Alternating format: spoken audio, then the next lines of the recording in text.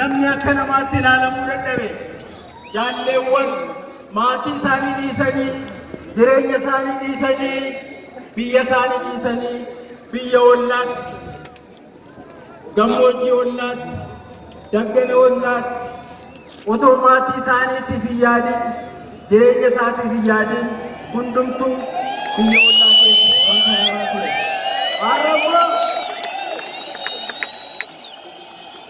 Har'ammoo qabsoo ijoolleen Oromoo walitti hidhamtee goote biyya keessaa biyya alaatiin wal dubbisuudhaan wal dhaga'uudhaan wal qindeessuudhaan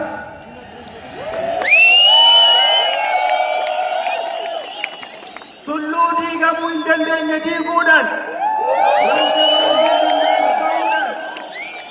hooggantoonni keenya kan akka Abiy Ahmed muummichi ministeeraa keenya Presidenti naannoo keenya kan akka Obbo Lammaa Magarsaa nuti ijoollee isaanirraa barannee qabsoo barachaa fuulduratti deemaa waa'ee biyya keenya yeroo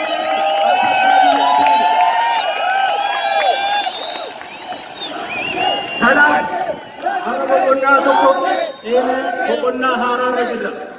Boqonnaa biyya ijaaruu, boqonnaa wal dhaga'uu, boqonnaa wal dhaggeeffachuu, boqonnaa biyyi kun akka biyyaatti fuulduratti akka deemu, dinagdeen biyya kanaa akka fuulduratti tarkaanfatu, boqonnaa boo'icha keessaa baanee boqochaa gammachuu, boqochaa wal jaalachuu, ilmaan Oromoo qofa odoo hin ta'in ilmaan biyya Itoophiyaa hundaaf ijaarsi abbootiin keenya ifaajeen abbootiin keenya haarsaa abbootiin keenya kaffalan har'a dhugaa ta'uu jalqabee jira. Kanaaf qeerroowwan Oromoo har'a dhaamsa tokkoon isinii dabarsa.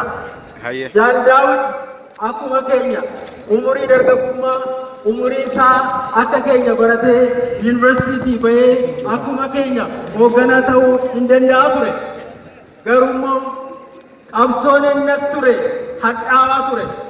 Nuti dhaloonni irra jirru biyyi keenya naannoon keenya gaafta Afrikaan mataansaa nu eeggata. Kanaaf qophaa'uu nurra jiraata. Fuulduratti deemuu nurra jiraata. Wal dhaga'uu nurra jiraata. Wal dhaggeeffachuu nurra jiraata. Biyya ijaaruun baay'ee ulfaata yaa qeerroo. Biyya diiguu salphaadha. Biyya ijaaruun ulfaata.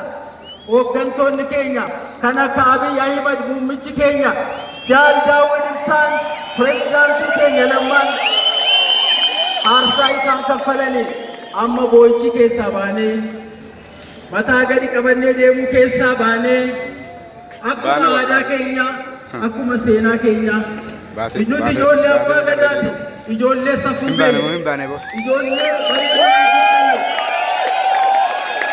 ijoollee abbaa gadaa gadaan nama hammata gadaan biyya ijaara biyya hin diigu warri biyya diigu immoo dhaabachuutu irra jiraata. Safuu qabna, qaanii qabna, biyya qabna, abbaa qabna, haadha qabna, dachee qabna. Qeerroo qabna, nama barate qabna, hooggantoota qabna, wal dhaga'uu irra jiraata. Kanaaf dhaamsi koo har'a isiniif dachee Oromiyaa magaalaa Finfinnee handhuura biyya kanaa handhuura Oromoo walakkaa dhaabannee Muhammad Abduu yeroo seena qabeessa kanatti walloo baay'ee agarsiisna waan kana Finfinnee gallee agarsiisna yoo arguu baatan dargaggoon Oromoo uummatni Oromoo yoo san TV ilaalu arguu baatanii ni agarsiisna san yoo wal dhageenye daandiin nu fuuldura jiru dheeraadha tabbi nuti ba'uuf deemnu baay'ee ulfaata. Walitti yoo dhufne garuu waloo dhaggeeffanne waloo qindeessine sibboo yoo walii taane uummanni keenya nu eeggata. Uummata Oromoo qofaa miti uummanni Itoophiyaa hundaa nu eeggata. Afrikaan nu eeggata. Addunyaatu nu eeggata.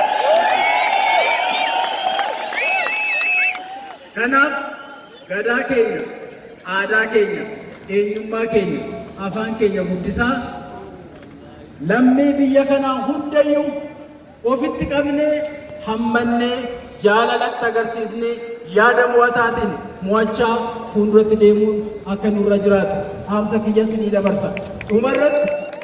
Dhumarratti sagantaa kana warri qindeessitan halkanii guyyaa dubbiin haa ooftuyyuu malee hunda isaa dandeessanii magaala keessa waan bareechitaniif bareedina magaala keenyaa waan taataniif ulfaadhaa kabaja isinii qabu ibsuun barbaada.